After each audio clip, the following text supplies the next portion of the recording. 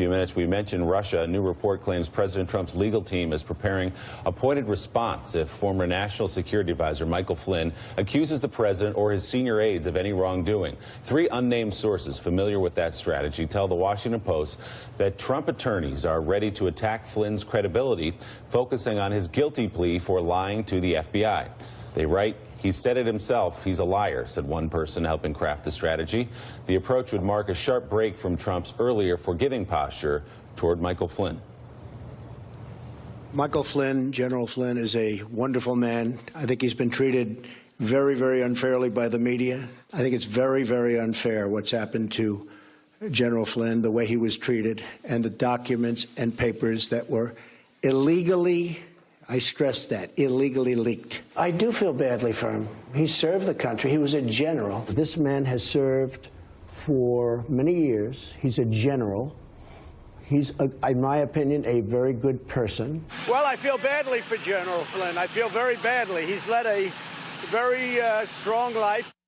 The president also there was asked about whether or not he might pardon Michael Flynn. He said, "We're not talking about that yet." Let's bring in from Washington, NBC News national security and justice reporter Julia Ainsley. Julie, good to see you this morning. I guess this isn't the most surprising thing in the world that a Trump defense team, with its back against the wall, if it felt some existential threat, might attack the credibility of Michael Flynn, given that he's now he's pleaded out to lying to the FBI. Right, that's true, Willie, but it is really important to look back at all of those clips and see how the president really defended Michael Flynn in a way that he didn't defend Paul Manafort or other people who have been charged so far in the Mueller investigation. And as you know, Willie, we've put a lot of reporting into this Flynn investigation to know what a big catch he was for Robert Mueller because of what he knew, both from the campaign, the transition, and his time in the White House. He has a lot of information on Donald Trump. And so it's clear now that they're going on a defensive strategy that includes undermining what Michael Flynn says, not because they can control what a grand jury decides or what would ultimately be decided in a federal court, but possibly because they want to control the court of public opinion. They want to make it so that whatever details emerge from Flynn's testimony, whatever Robert Mueller is able to use, it will be sort of, not believed by the public, or maybe not believed by some of the Republicans who would be deciding, in a hypothetical world, whether or not to start calling for more scrutiny of this president as they head into the next Congress.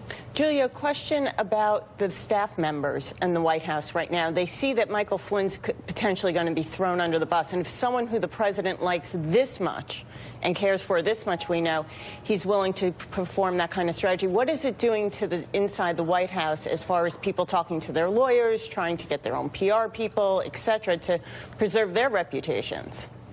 That's a great question. We know there's a lot of anxiety. I mean, we certainly see it kind of on the surface level from the president. He puts a lot of that anxiety in his tweets. We know that there's anxiety from the legal team, but there are also some sort of strategic calculations and positioning that we've seen just over the past few weeks. For example, Vice President Mike Pence, in an interview he did with CBS, really tried to walk away from whether he knew that Flynn lied to the FBI. He said he knew Flynn lied to him. Of course, we want to know when he knew Flynn lied to him. Did he know that before he went out and sold that to the American people?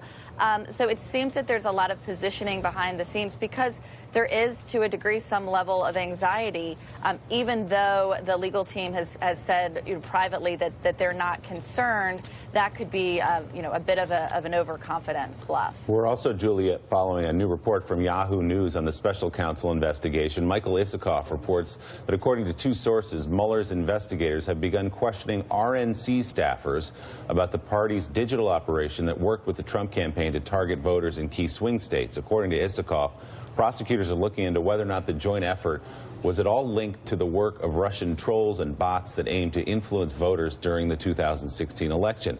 This potentially could be an ominous sign for the president's son-in-law, Jared Kushner, who managed the Trump campaign's digital operation. After winning the election, Kushner told Forbes magazine, quote, "I called somebody who works for one of the technology companies that I work with, and I had them give me a tutorial on how to use Facebook micro-targeting." The Forbes piece continued, quote, "By running the Trump campaign, notably its secret data operation like a Silicon Valley startup, Kushner eventually tipped the states that swung the election. So connect those dots for us, Julia, if you can, between Jared Kushner and what prosecutors may be looking into with the RNC.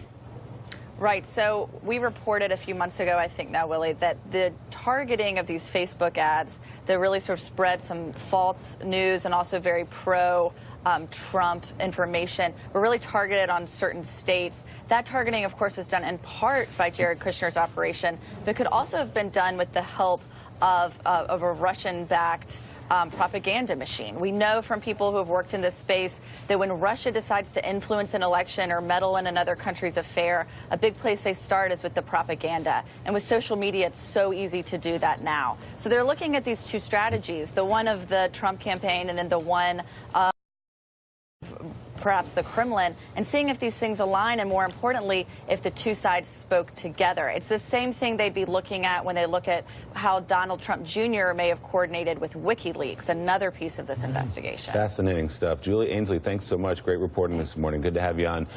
Rick, let's go back to the Michael Flynn bit of it for a second. He obviously was an early ally of Donald Trump before a lot of people believed Donald Trump could win the nomination or certainly be president of the United States. I guess a hard thing for Donald Trump to speak ill of Mike Flynn, but at the end of the day, if it saves him, they're going to take him down. Of course they will. Look, General Flynn gave the Trump candidacy a lot of credibility because he was a general.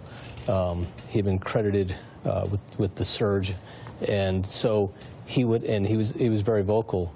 But it seemed that Trump was saying nice things about the general so that the general would continue to say nice things about him. Now there's a strategy shift, right? So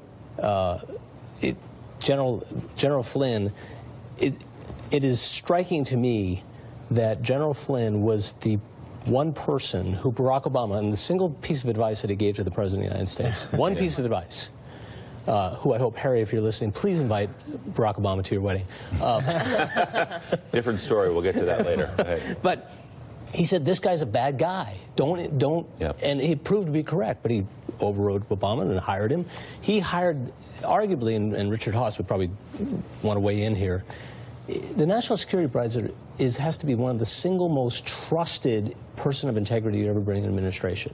And now they're going to start a campaign and calling him a liar? It's remarkable. No, Trey. National Security Advisor is two hats. He's got to be a counselor to the president. Even more, he has to be the honest broker. He has to be the guy who everyone else trusts, so they work within the system. So the idea that the National Security Advisor, quote unquote, went rogue, that's about as bad as it gets. I mean, obvious. The story on one hand is like obvious, right? If the guy's gonna just derail you, you're gonna go out and call him a liar. On the other hand, though, it seems a little bit of a self-indictment to say this chronological liar guy. Yeah, we hired him to be our top national security advisor. Well, they only hired the best. Remember? I know. So there's limitations, and I do wonder.